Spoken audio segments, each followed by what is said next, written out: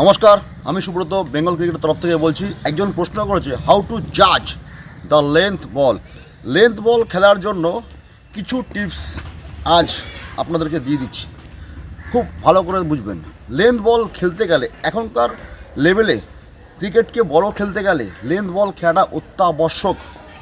যেমন কি এই ভিডিওর শুরুতে আপনি কিছু শট দেখলেন, যে বলগুলো কিন্তু লেন্থ ছিল এবং আমি কিন্তু বেশি জোরে মারার চেষ্টা করিনি।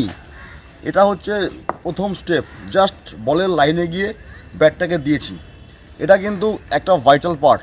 এখনকার জেনারেশন ক্রিকেটের একটা মোটিভেশন হয়ে যায়, জোরে মারার চেষ্টা করে, বল আসার আগে ব্যাট চালিয়ে দেয় বা ট্রাই করে বড় হিট মারার। এটা ভুল। Just টাইমিংয়ে focus. কী করে টাইমিংয়ে ফোকাস করব, চলুন আজকে ডিটেলসে আলোচনা করি। নাম্বার 1, যখন আপনি পপিং ক্রিজে আসছেন তখন মাথায় রাখবেন আপনার এই যে মিডল স্টাম্প, আমি সবসময় বলি ব্যাটসম্যানদের যে মিডল স্টাম্পে পা রাখা। মিডল স্টাম্পে যখনই আপনি পা রাখছেন সেখানে কিন্তু সবসময় মাথায় রাখবেন যে আপনার ম্যাক্সিমাম যেন এই পাটা, এই যে দাগটা আছে, এই দাগের 50% বা 40% পাটা কভার করে। দেন কী হচ্ছে, আপনার এইখানে কিন্তু অফ স্ট্যাম্প এরিয়া সংলগ্ন যে বলগুলো আসছে, সেই বলগুলো কিন্তু আপনি ইজিলি সেখান থেকে পাবেন। যদি আপনার এইটা লেগ স্ট্যাম্প গার্ড হয়, তাহলে কিন্তু ফোর স্ট্যাম্পের বল যদি আউটসুইং হয়, সেক্ষেত্রে কিন্তু আপনাকে বলের কাছে রিচ করাটা একটু সমস্যা হয়ে যাবে। এই জন্য আমি সমস্ত ছাত্রদের এটা অ্যাডভাইস দিই যে সবসময় গার্ড হওয়া দরকার মিডল স্টাম্প গার্ড থেকে একদম শুরু করে জাস্ট এইখান থেকে এই পার্টটাকে স্টিল রাখুন, এইবারে খুব ভাইটাল হচ্ছে, এই পর্যন্ত তো সমস্ত ক্রিকেটাররা জানেন, কিন্তু তারপরে যে পার্টটা করতে হয় সেটা খুব ভাইটাল। নাম্বার 1, দেখুন যে জিনিসটা আপনাকে প্রথমে জাজ করতে হবে, লেন্থ বল জাজ। আপনাকে সবার প্রথমে খেয়াল রাখতে হবে যে বোলার যখন রান আপের কাছে এসে, উইকেটের কাছে এসে জাম্প করছে, সেই জাম্পের এরিয়াটায় আপনার হালকা করে ট্রিগার মুভমেন্ট হলো, জাস্ট হালকা। এই যে এবারে দেখুন এইখান থেকে কিন্তু আমার এই যে আইসটা, রাইট আইস একদম লক করে দেবো। বোলারের হাত একদম লক হয়ে যাবে। আমার ডান চোখটা যেন একদম বোলারের যে রিস্ট পজিশন, যে মানে রিলিজ পয়েন্ট থেকে কিন্তু আমার লক করে দিতে হবে। এবং একটা ছোট্ট মুভমেন্ট, আমি আজকে একটা খুব ভাইটাল জিনিস দেখাচ্ছি, ছোট্ট মুভমেন্ট দেখুন। এখান থেকে যখনই বোলার হাত তুলছে, আপনি একটা ছোট্ট ডাউন হন, হালকা জাস্ট কোমরটাকে হালকা ব্যান্ড। এতে কী হবে, একটা ইনিশিয়াল মুভমেন্ট পাবেন এবং বলটাকে লক করুন রাইট আইসে। অনেকে কী করে, এখান থেকে এসে ডাইরেক্ট এটা চলে যাওয়াটাও খুব একটা বডি ব্যালেন্সের ব্যাপার হয়ে যায়। কিন্তু আপনি যদি একটা ছোট্ট এরকমভাবে স্টেপ নেন হালকা করে বসে, then it will be more balance. এটা আপনাকে বেশি ব্যালেন্স দেয় আপনার বডিকে। দেখবেন করে নেটে এটা বেশি ব্যালেন্স পাওয়া যাবে। দেখুন হালকা বসা, ছোট্ট জাস্ট এখান থেকে জাস্ট হালকা যদি বসবেন, এই পার্টটাকে একটু নামিয়ে দেন, এই পার্টটাকে একটু বলের দিকে নামিয়ে দেন। দেখুন খুব লক্ষ্য করে এখান থেকে বসে দেখুন, এখান থেকে আমাকে খুব ভালো করে লক্ষ্য করে দেখতে পাবেন। এখান থেকে জাস্ট আমি এটাকে জাস্ট এই পার্টটাকে দেখবেন, জাস্ট একটু দিয়ে দিলাম হালকা। দেন শিফট দ্য বডি ফ্রন্ট, শোল্ডারে হালকা ডাম করলাম শোল্ডারটাকে নিচে।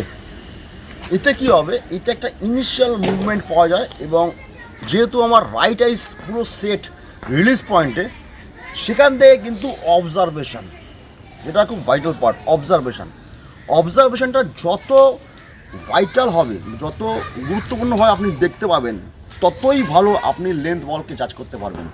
নেটে অ্যাপ্লাই করে দেখবেন, এই সমস্ত কিছু ক্যালকুলেশন করে আপনি নেটে একদিন অ্যাপ্লাই করে দেখুন রেজাল্ট আসবে। এবার কি হলো, আপনার জাম্প রিলিজ পয়েন্ট থেকে যখন আপনার বলটা পড়ছে, সেখান থেকে পিচ আপ দেখে কিন্তু বেরোনো, আগে থেকে কিন্তু বেরোনো। যখন বলটা ছাড়ছে তখনই বেরিয়ে যাওয়া না, পিচ আপ ফলো করে বেরোবো, কোথায় পিচ আপ হচ্ছে সেটা ফলো করলেই। এবং একটা খুব ভাইটাল জিনিস যেটা ম্যাক্সিমাম ছেলেরা ভুল করে, সেটা হচ্ছে কি, মানে এটা ম্যাক্সিমাম স্টুডেন্টরা ভুল করে, মাথাটাকে আগে থেকে নামিয়ে ফেলে। মাথাটাকে আগে থেকে নামিয়ে ফেললে কিন্তু হবে না। এটা একটা প্রাইম ভুল বলতে পারেন। মাথাটাকে এখান থেকে এসে এই করে ফেলে, এই করে ফেললে হবে না। তাহলে কি হয়, একটা ভালো করে জিনিসটা বুঝবেন, আপনার এই চোখটা সমান্তরাল আছে, যদি ঘাপ করে এখান থেকে নামিয়ে দেন খুব তাড়াতাড়ি, তাহলে কী হলো, আপনার এই যে লাইনটা কাট আপ হয়ে গেল, রাইট, ড্রপ হলো। এবং অত ফাস্ট যখন মাথা নামাচ্ছেন আপনার কিন্তু এই যে সেকেন্ড লাইন কিন্তু বলের সাথে কোনো কন্ট্যাক্ট থাকলো না। তাই আপনাকে কী করতে হবে, আপনাকে যেটা করতে হবে সেটা হচ্ছে এইখান থেকে কিন্তু এটা স্টিল। এবার যখনই আপনি যাচ্ছেন এখান থেকে, তখনই খুব ভালো করে বুঝুন, এই আই বলটাকে শুধু ড্রপ করানো। দেখুন হেড স্টিল বাট আই বলটাকে ড্রপ করানো। আই বলটা যখনই ড্রপ হচ্ছে, তখন আই বলটা ড্রপ হচ্ছে, দেখুন আই বল যখনই ড্রপ হচ্ছে এবার ক্লোজ টু দ্য বডি আসছে, আপনার পক্ষে পিচ আপ দেখে বেরোলে ইজি হয়ে যাবে। যে কোনো বল যে কোনো লেন্থে পড়লে আপনি তাকে খেলতে পারবেন। প্রাইম জিনিসটা কি বললাম, দুটো জিনিস। এক নাম্বার ওয়ান, যখনই আপনি দাঁড়াচ্ছেন ব্রিজ স্টাম্প এখানে, এবার যখনই বলার হাত রিলিজ করছে, জাস্ট এখান থেকে মাথাটাকে একটু ঠেলে দিন বলের লাইনে, চোখটাকে জাস্ট এই যে দেখবেন, চোখটাকে ঠেলে দিন আর কাছ থেকে একটুখানি হালকা ডাম করুন নিচে। সেকেন্ড কি বললাম, এবং ডাম করে এখান থেকে জাস্ট ডাম করে আই বলটাকে শুধু ড্রপ করান বল লাইনে, আই বলটাকে ড্রপ করান এখান থেকে, জাস্ট আই বল ড্রপ দেখবেন, এবং পিচ আপ ফলো করে বেরোন। দেখবেন আপনার পক্ষে ক্রিকেটে ব্যাটিং করাটা অনেক বেশি ইজি হবে।